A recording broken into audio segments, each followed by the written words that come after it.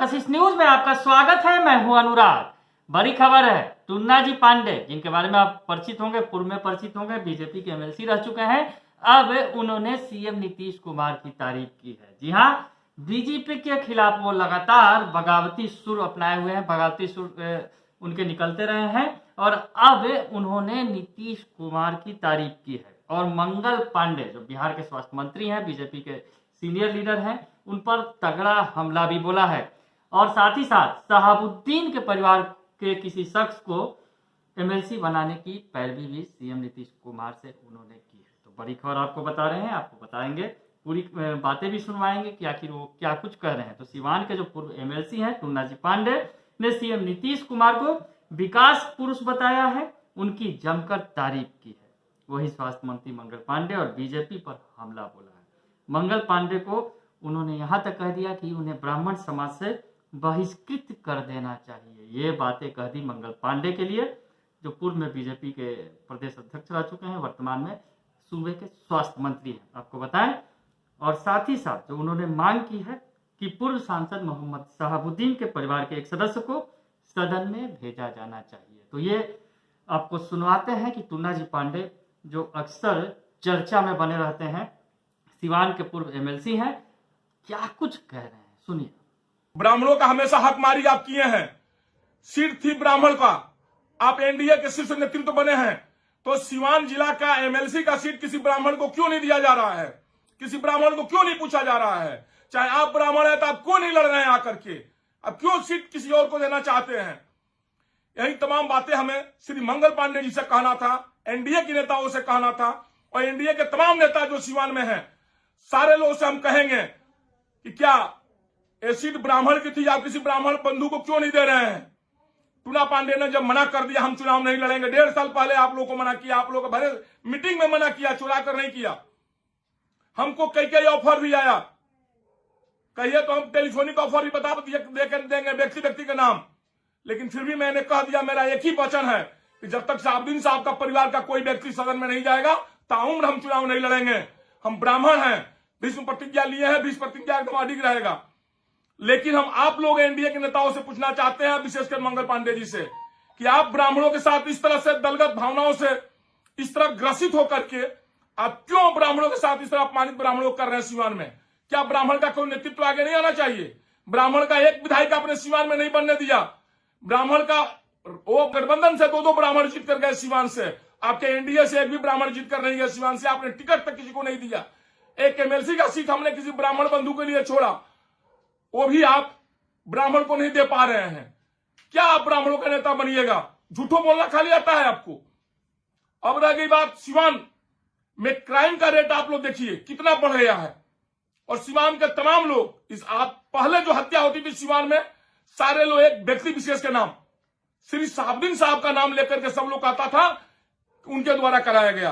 अब हम पूछना चाहते हैं सिवान के सारे लोगों से, क्या अब हत्या कौन करा रहा है? अब तो शहाबुद्दीन साहब भी इस दुनिया में नहीं रहे। अब सिवान का हत्या कौन करा रहा है?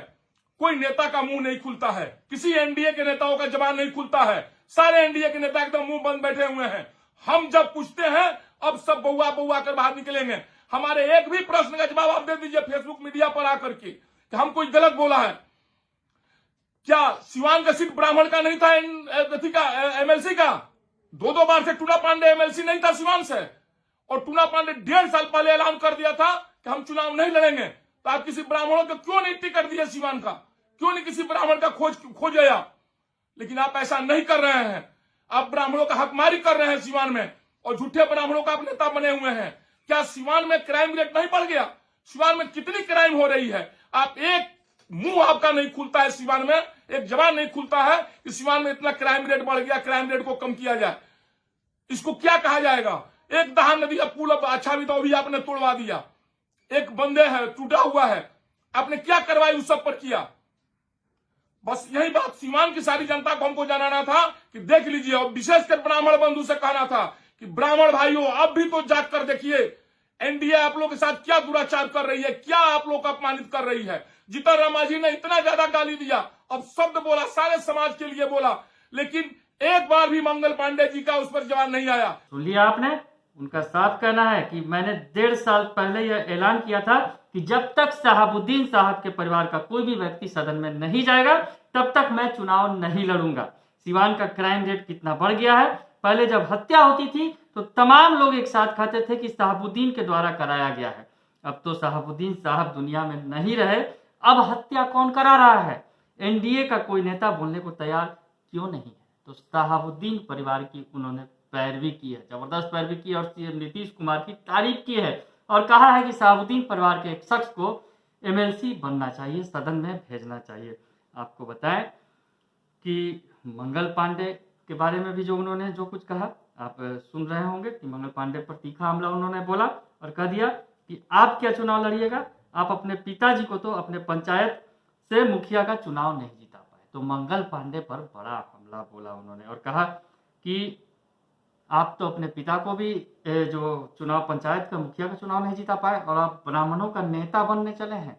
बहुत सारी बातें उन्होंने कही है और जीतन राम मांझी ने इतना ज्यादा गाली दिया, अपशब्द बोले और सारे समाज के लिए, लेकिन एक बार भी मंगल पांडे का जवाब नहीं आया। तो जीतन राम मांझी की भी उन्होंने चर्चा कर दी कि जीतन राम मांझी ने समाज को ब्राह्मण समाज के लिए इतना कुछ कहा, लेकिन आपने एक शब्द भी उनके लिए नहीं कहा विरोध में।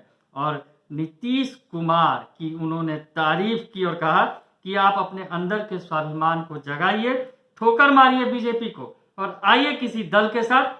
यह सरकार तो आपकी बिल्कुल नहीं गिरेगी क्योंकि आप बिहार के विकास पुरुष हैं। तो नीतीश कुमार को विकास पुरुष बताते हुए उन्हें ऑफर दे दिया। दरअसल आपको बताएं कि टुन्ना जी पांडे इन दिनों आरजेडी के करीब हैं। उनके जो भाई हैं बच्चा जी पांडे वो आरजेडी के विधायक हैं और आरजेडी से उनकी नजदीकी जगजाहिर है। तो अब टुन्ना जी पांडे ने नीतीश कुमार को विकास पुरुष बताते हुए जो आरजेडी लगातार ऑफर देती रही है नीतीश कुमार को, तो टुन्ना जी पांडे की तरफ से भी ऑफर सीएम नीतीश कुमार को दे दिया गया है। बने रहिए कशिश न्यूज के साथ, तमाम खबरों से आपको अपडेट रखेंगे। फिलहाल के लिए इतना ही, धन्यवाद।